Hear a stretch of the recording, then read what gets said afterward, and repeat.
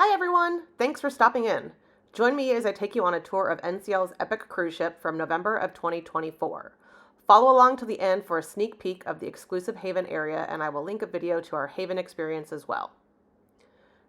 As you see here, this was embarkation day, and as I pan over here to the left, you will see the rather small area that they had set aside for the Haven guests, but it was still a nice area. They had some refreshments.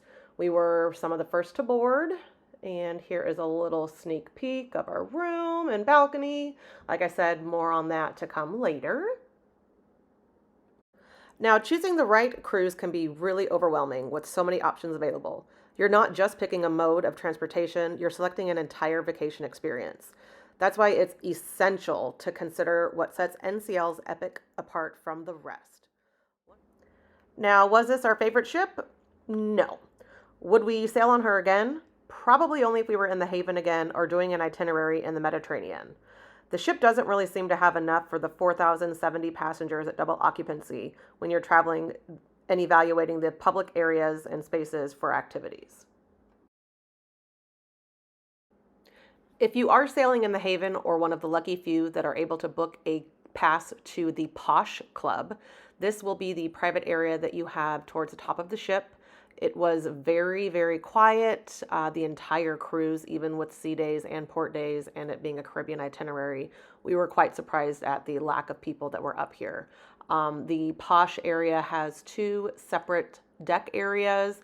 There is a bar down on the lower level. We had service throughout, and it was a really nice place to relax. Now, because we had the Haven, we also had access to all of those areas as well, but this was still a really nice place to get away. One of the most significant challenges travelers face is finding a cruise that caters to their unique preferences. Whether you're a foodie, an adventure seeker, or just looking to unwind, you want to find a cruise that aligns with your personality. With so many cruise lines offering so many generic experiences, it's easy to get lost in the noise. If you like this tour and don't want to miss out on any future travels, be sure to subscribe and hit that notifications bell so you don't miss out. We are hopping on the NCL Encore shortly and we'll be reviewing that experience as well. We have much more booked in 2025 and look forward to many more adventures that we can share with you.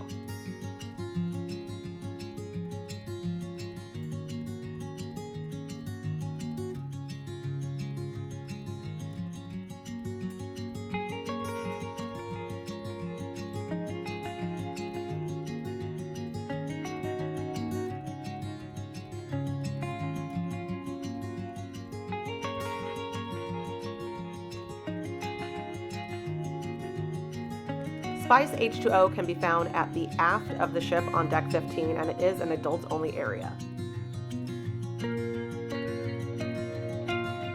The Epic was built in 2010 and is famous for its very interesting cabin design. Some will argue that there are no real bathrooms in the non-Haven cabins, as it's a very open concept, with the water closet and shower on separate sides of the hallway when you enter the cabin, and the sink is just across from the beds. I will be very interested to see if the bathroom update will be part of the ship's upcoming alleged $100 million refurbishment later in 2025. She did have a refurbishment in 2020, but it sounds like the major updates made then were for the Haven areas. I do have to say the Haven was a different world compared to the rest of the ship.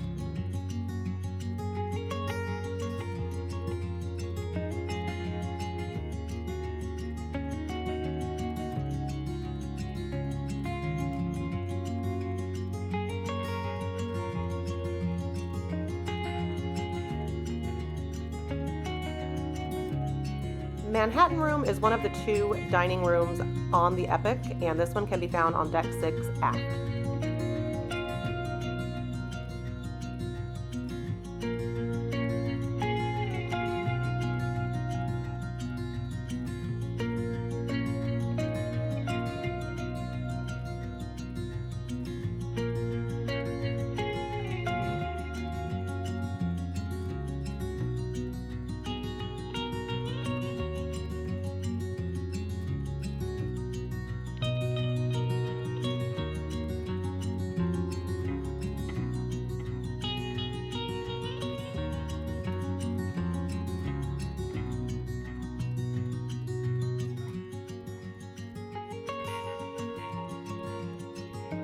As you will see here, the Cavern Club is a very, very, very small venue, so make sure you take a look at the daily program and arrive early to get a seat early.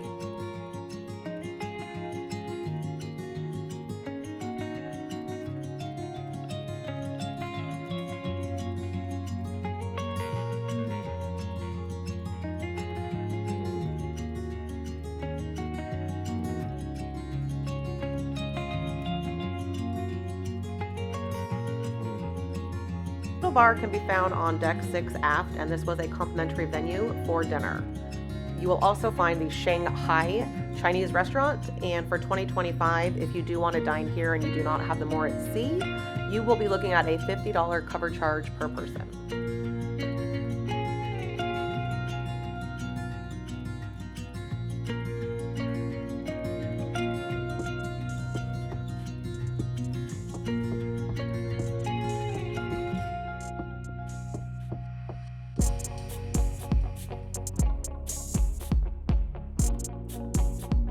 One thing we found very odd about this ship's layout is, as you'll see here, this is the other dining room. It's called Taste, and it's mid-ship on deck 5. You'll see it's completely open, deck 5, deck 6, and deck 7. And deck 6 is where the casino is, which is smoking for the record.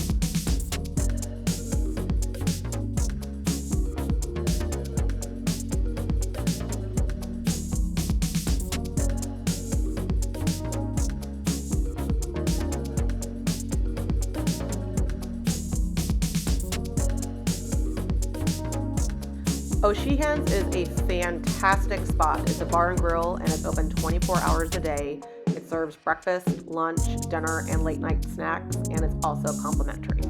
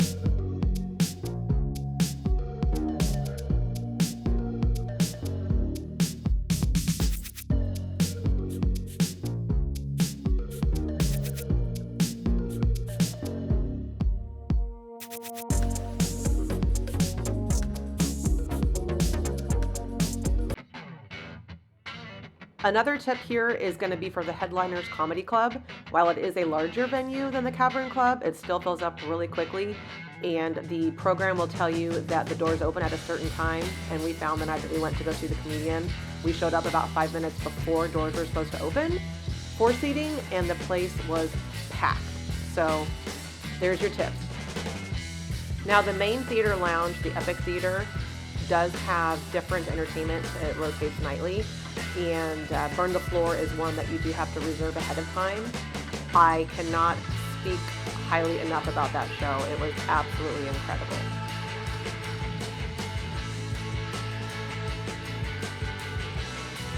The Spiegel tent wasn't really used much while we were on the ship.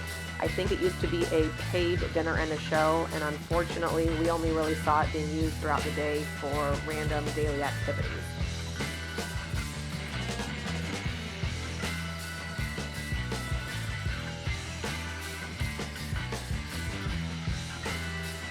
This ship does a really good job of having signs like this posted on every deck multiple times, so it's really easy to navigate where you're going and where you need to go.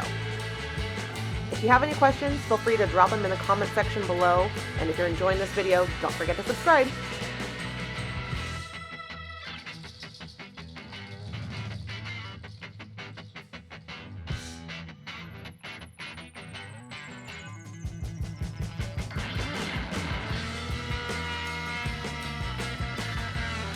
You're going to find a lot of different spaces here on deck 5. There's a library, there's a card room, they've got a photo gallery, a separate photo studio, there's an internet cafe, there's the shore excursion desk, there's a cruise consultant, guest services, there's a Starbucks and the atrium bar.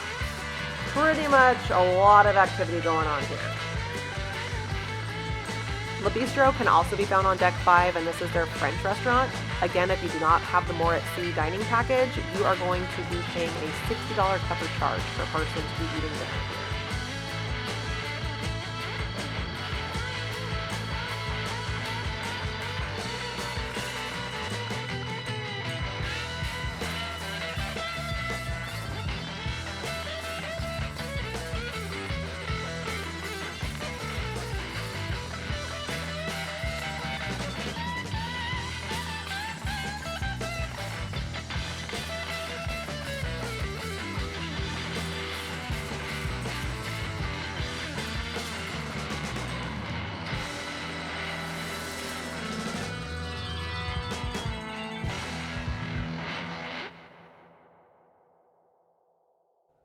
One big change in 2025 when Norwegian got rid of the Free at Sea Plus and changed everybody to the More at Sea is Starbucks is no longer an inclusion. You used to be able to upgrade to the Free at Sea Plus and have the unlimited Starbucks, but now with the More at Sea, if you would like to have Starbucks, you are going to have to pay for that as you go, or they do have a Starbucks specific package you can purchase. The Bliss Ultra Lounge can be found on deck 7 forward, and this venue was huge.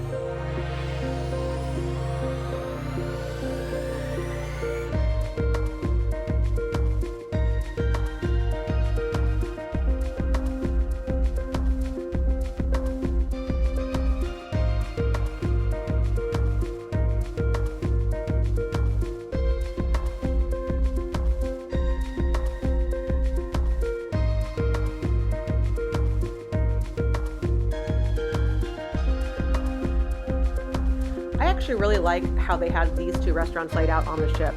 Cagney's Steakhouse and Moderno, the Brazilian, can both be found on deck 7 aft. And it's kind of a shared space. You walk through this hallway, and this is where you can sit if you are waiting to be seated for your dinner reservation, or You'll see down here a little bit further, there is a bar. So if the bar is really full, you can grab a drink and then kind of just sit here and wait until you are called to be seated. And if you look over to the right, that's where the steakhouse will be. And then over to the left is where the Brazilian will be. Both of these are specialty restaurants. And for 2025, again, if you don't have the More at Sea dining package, you're going to be looking at a $60 cover charge for the steakhouse, and the Brazilian will be a $50 cover charge.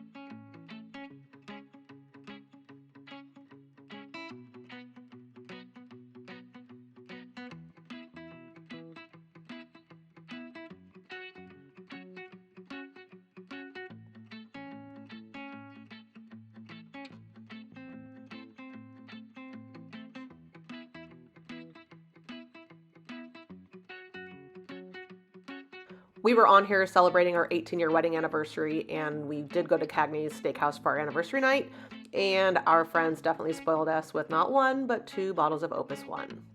Quite yummy. The ship has a humidor on board, and they do sell cigars as well. And if you are a smoker, make sure if you go into the humidor that you are only smoking cigars, because the cigarette smoke can really mess with the humidor.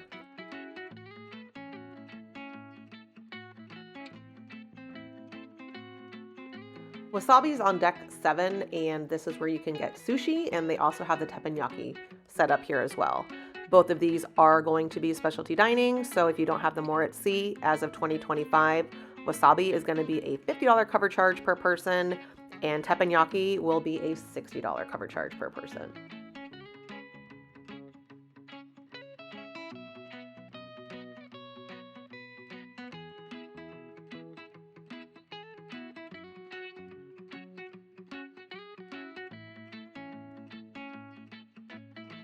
Shaker's Martini and Champagne Bar was a really great venue. It had fantastic live entertainment throughout the evening. We really enjoyed a piano player by the name of Jacob Ezekiel, and he also sang, and he did a really good job just getting the crowd involved. It was fantastic.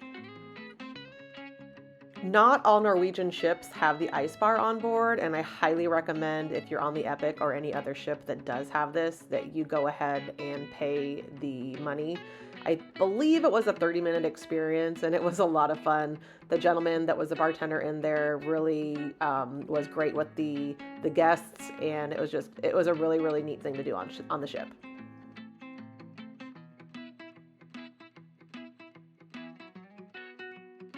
Now, the ship does have lots of shopping on board, and there are plenty of bars. There's a huge garden buffet.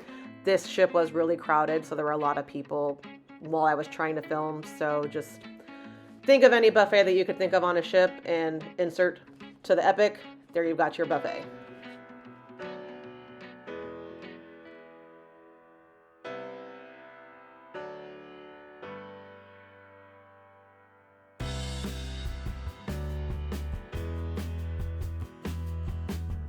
This was a great grab and go food option out on the main pool deck.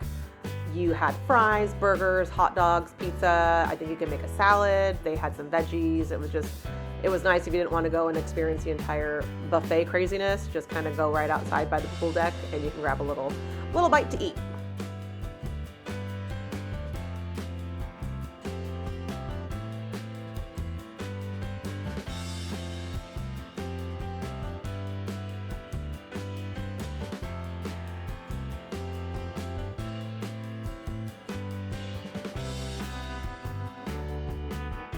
Now, the crowd of people you're going to see in line over here on the right is just an example of how busy this ship really is. That is the line to get drinks. This is our final day on board. It was a sea day, but that line was packed pretty much the entire cruise.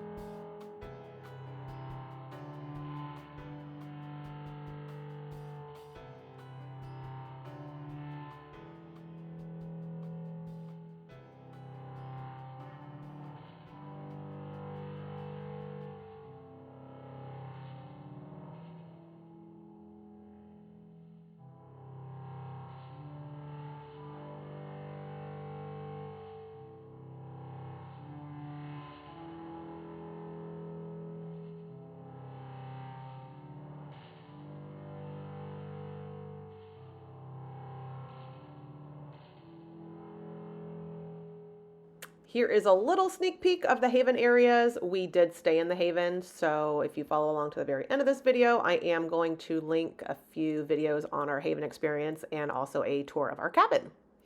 Thanks for watching, and we really hope you enjoyed this tour. Don't forget to subscribe and follow along for more adventures.